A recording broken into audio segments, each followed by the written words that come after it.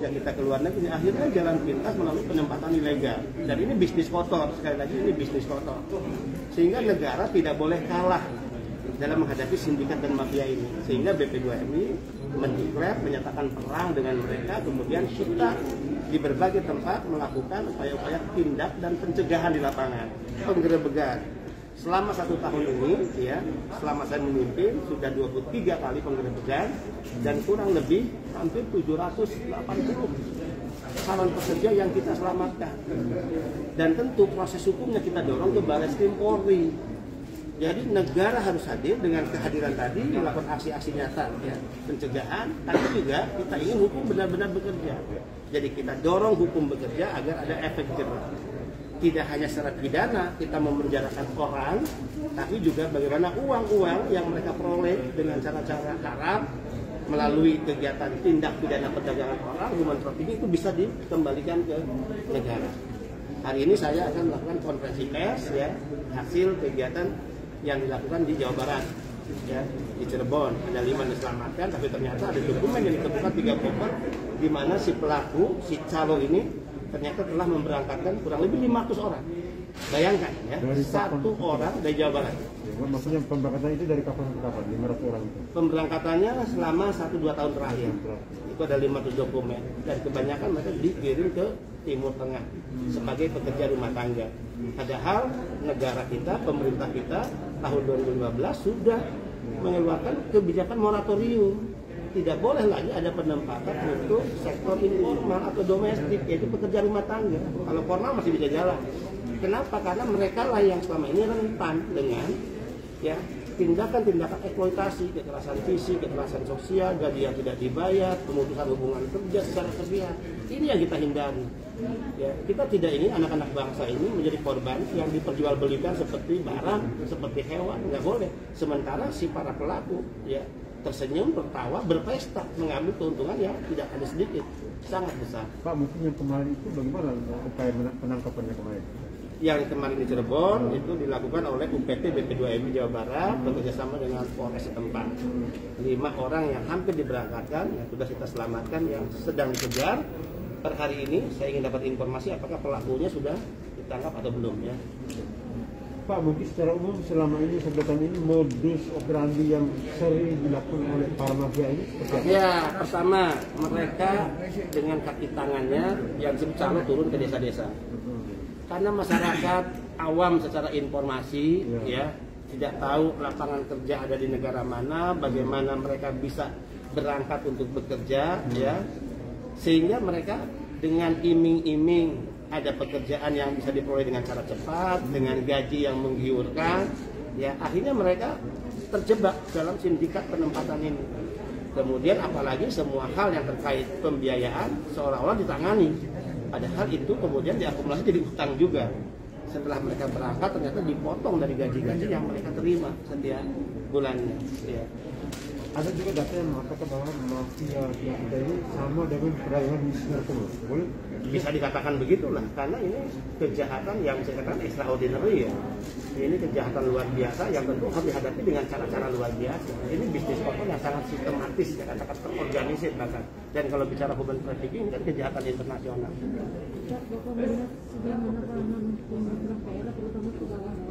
Ya, sehingga itulah jika bicara apa peran pemerintah daerah, kami turun ke Bali, sebelumnya ada 6 provinsi, sebetulnya untuk, ya, membangun sinergi kolaborasi, di mana di undang-undang terbaru, Undang-Undang 18, ini ada mandat loh kepada pemerintah provinsi, kabupaten, kota tentang penyelenggaraan pendidikan dan pelatihan, agar siapapun warga Bali katakan yang akan berangkat ke luar negeri, negara tidak boleh menghalangi, tapi negara memfasilitasi. Apa fasilitas negara kepada mereka?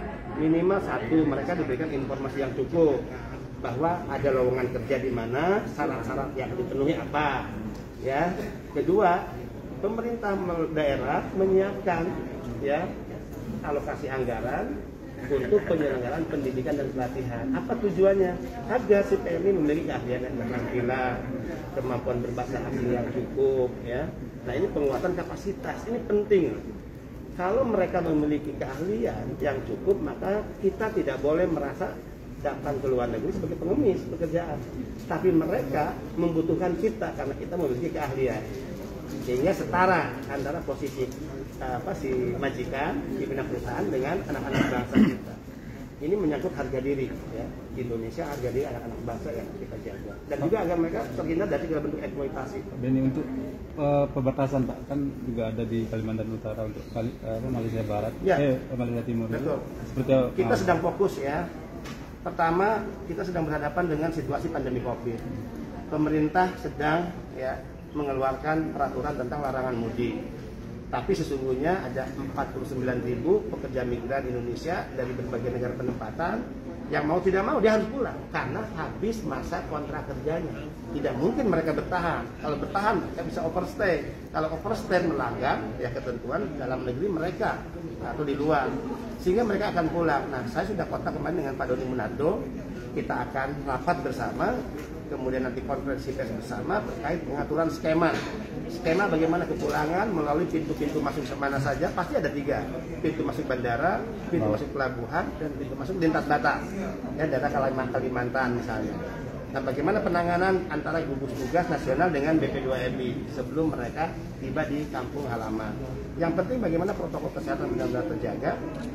PMI yang sudah habis masa kontrak tidak mungkin mereka dilarang untuk kembali ya, tapi tadi protokol kesehatan harus diperketat agar tentu masalah COVID-19 tidak menimbulkan masalah baru di dalam negeri kita. Termasuk yang keluar yang nerobos. Kalau terkait penempatan ilegal, kita punya petugas di 23 UPT, koordinasi sinergi kita dengan Pemda cukup jalan, termasuk aparat penegak hukum, polisi, tentara, kita jalan.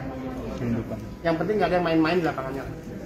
Pak, terkait tadi pasal penegasan undang-undang tadi, peraturan itu berlakunya udah yang mana yang pemberlakuan yang sekarang lagi sosialisasi? Oh ya, Undang-Undang 18 2017 ya itu aja, sekarang 2021 undang-undang itu udah terbit tahun 2017, berarti 3 tahun lalu lah.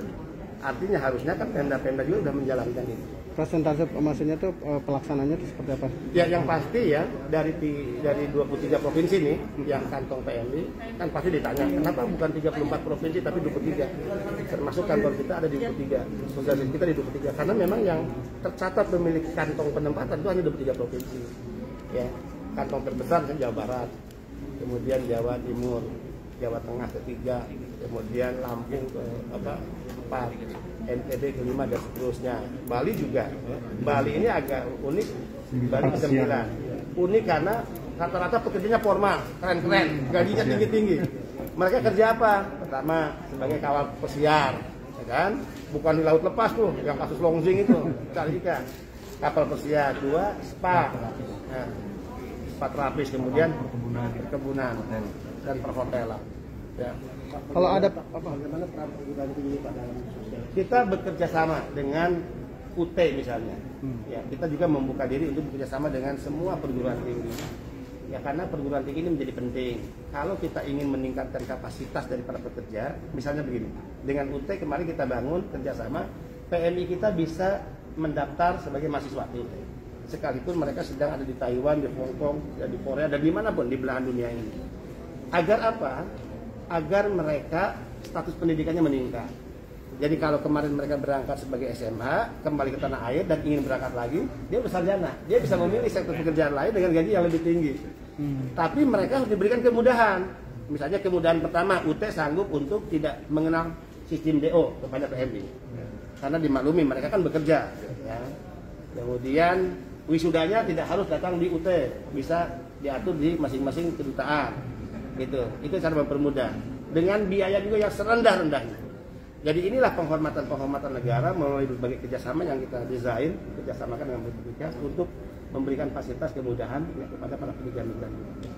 Pak, sekedar mereview kemarin 2011 yang pulang berapa ya, sekarang ini yang sudah berangkat lagi berapa? Nah ini kalau nasional nanti Bali ya khusus. Kalau nasional 1 Januari 2020 sampai 15 Maret 2021, hampir 1 tahun lah ya, 1 tahun lebih, 178.000 yang kita sudah tangani kepulangannya. Dengan berbagai alasan, pandemi COVID, negara penempatan, lockdown, mereka pulang. Ada masalah deportasi, karena overstay, karena ada masalah hukum yang mereka jalani di sana, habis pulang, ada yang sakit, masalah ekonomi sudah banyak lah ya. Yang jenazah berapa yang kita tangani? 780 jenazah se-Indonesia. Ya, yang sakit, yang jenazah ini kita jemput di bandara pakai ambulannya kami yang sediakan, antar sampai kampung halamannya karena ada berita acara. Kita yang biayai semua. Ya, kemudian yang sakit kurang lebih 640, sakit tumor, sakit karena korban kekerasan, cacat apa, semua dirawat dan dibiayai oleh BPDB sampai sembuh, diantar atau dibiayai kepulangan ke kampung daerah asal. Nah, ini fenomena bahwa masalah PM ini problemnya sangat kompleks, ya. Walaupun tentu di balik cerita-cerita yang mengenis memprihatinkan ini, cita-cita sukses juga banyak ya. Tapi bagaimana negara hadir minimal untuk memerangi dulu sindikat. Karena keberangkatan ilegal itu menjadi penyumbang terbesar segala bentuk eksploitasi yang dialami oleh PMI. Oke, cukup ya. Izin kami boleh mengutip tadi yang dalam Pak. Iya. Dari jalan boleh kutip ya. Yang mana? Yang Boleh. Sindikat penempatan ilegal ini adalah kelompok kecil yang sayangnya mereka dibackingi oleh oknum-oknum yang memiliki atributif kekuasaan. Ada oknum TNI, oknum Polri, oknum keimigrasian, oknum dari kedutaan besar, kemudian oknum dari Kementerian Ketenagakerjaan, dan oknum mungkin juga dari BP2MI. Nggak perlu malu menyebut oknum, karena kalau bicara institusi semua kita pasti bicara merah putih.